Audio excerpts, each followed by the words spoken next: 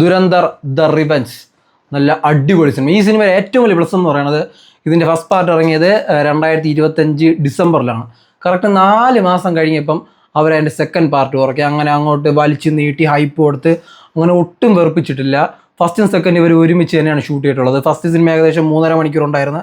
അതായത് first part second part 4 മണിക്കൂർ അടുപ്പിച്ചിട്ടുണ്ട്. അതായത് 3 മണിക്കൂർ 55 മിനിറ്റും ഉണ്ട്. ഈ സിനിമയുടെ ടെക്നിക്കൽ സൈഡ് ആണെങ്കിലും മേക്കിംഗ് ആണെങ്കിലും ബാക്ക്ഗ്രൗണ്ട് സ്കോറിംഗ് ആണെങ്കിലും എല്ലാം അടിപൊളിയാണ്. കിടിലൻ ഷോട്ടാണ് ഈ സിനിമ. അതായത് തിയേറ്ററിൽ നിന്ന് നമുക്ക് കിടിലായിട്ട് എൻജോയ് ചെയ്തതാണ് അങ്ങനത്തെ ഒരു സിനിമ. പിന്നെ ഇതിൽ അങ്ങനെ കാണുന്ന ഓഡിയൻസിനെ അങ്ങ് സുഖിപ്പിക്കുക എന്നുള്ള റേഞ്ചിലുള്ള ഒരു സ്പൈ മൂവിയല്ല. അതായത് നമ്മൾ ബോളിവുഡിൽ ഒരുപാട് കൂതറ സിനിമ ഉണ്ട്. ടൈഗർ ഉണ്ട്, വാറുണ്ട്, വാർ 2, അങ്ങനെ പത്താൻ, അങ്ങനെ ഒരുപാട് സിനിമയുണ്ട്. അതൊക്കെയാണെന്ന് വെച്ചാൽ എന്തോ കാണിക്കുന്നു, ബോംബെറിയുന്നു. ഇതങ്ങനെയല്ല. ഇത് അവരെ ഫാമിലി ലൈഫ് എങ്ങനെയായിരിക്കും, അവർക്ക് എന്തൊക്കെ നഷ്ടപ്പെടും, അങ്ങനെ പല കാര്യങ്ങളും ഇതിൽ നല്ല വ്യക്തമായിട്ട് കൊടുത്തിട്ടുണ്ട്. പിന്നെ ഈ സിനിമ 4 മണിക്കൂറുള്ളതുകൊണ്ട് തന്നെ നമുക്ക് അങ്ങനെ ലാഗ് അടിക്കുന്നു വെച്ചാൽ എനിക്ക് യാതൊരു രീതിയിലുള്ള ലാഗും ഫീൽ ചെയ്യില്ല. ആകെപ്പാടുള്ള ഒരു പ്രശ്നം എന്ന് വെച്ചാൽ ഹിന്ദിയാണ് കണ്ടത്, സബ്സ്റ്റൈറ്റിലില്ലായിരുന്നു. അതൊരു നെഗറ്റീവായിട്ട് തോന്നി. തമിഴും മലയാളവും ഒന്നും റിലീസാക്കില്ല. എനിക്ക് തോന്നുന്നു നാളെ ഇതൊക്കെ റിലീസാവാൻ നല്ല സാധ്യത ഉണ്ട്. ഇന്നെന്തായാലും റിലീസില്ലായിരുന്നു, എല്ലാം അങ്ങ് ക്യാൻസൽ ചെയ്തിട്ടുണ്ടായിരുന്നു. അത് കഴിഞ്ഞിട്ട് ആ പടം തോന്നി ഒരു പോരായ്മ, ദുരന്തർ ഫസ്റ്റിൽ നല്ല കിടിലൻ സോങ്സ് ആയിരുന്നു, അടിപൊളി സോങ്സ് ആയിരുന്നു.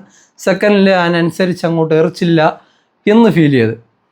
പിന്നെ സെക്കൻഡിൽ നല്ലൊരു വില്ലൻ, അതായത് ഫസ്റ്റ് പാർട്ടിലുള്ള വില്ലൻ അങ്ങ് കൊന്നു കളഞ്ഞു, പുള്ളിക്കാരന് വരാൻ പറ്റില്ല. അതുകൊണ്ട് തന്നെ അങ്ങനത്തെ ഒന്നുമില്ല. ഇതിപ്പം പല മിഷൻസും ഇന്ത്യക്കെതിരെ നടത്താൻ പോണ പല കാര്യങ്ങളും, അല്ലെങ്കിൽ ഇന്ത്യക്കെതിരെ നിന്ന പലരെയും എങ്ങനെയൊക്കെ നശിപ്പിച്ചു, എങ്ങനെയൊക്കെ അത് മാറ്റി എന്നുള്ള കുറേ കാര്യങ്ങൾ. പിന്നെ ഇതൊരു റിയൽ ഇൻസിഡൻ്റ് ആയിട്ടാണ് പറയണത് തന്നെ. പല കാര്യങ്ങളും സത്യമാണ്. എല്ലാ ചരിത്രം മൊത്തം ഇറങ്ങിവിടാത്തതുകൊണ്ട് എനിക്ക് ഇറങ്ങിവിടാ. പല കാര്യങ്ങളും സത്യമാണ്.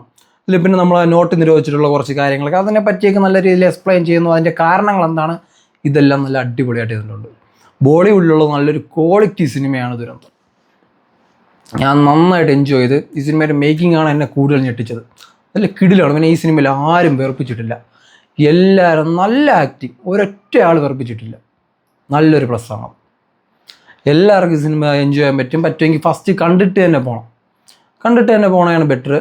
പിന്നെ ഈ സിനിമയിൽ ആദ്യത്തെ ഒരു 20 മിനിറ്റ് അന്യായം കിടിലൻ സീനാണ്. കിടിലൻ സീൻ ഉള്ള ഒരു സീൻ ഞാൻ പറയാനില്ല. എല്ലാം നിങ്ങൾ എൻജോയ് ചെയ്ത് തന്നെ കാണാം. Okay, by.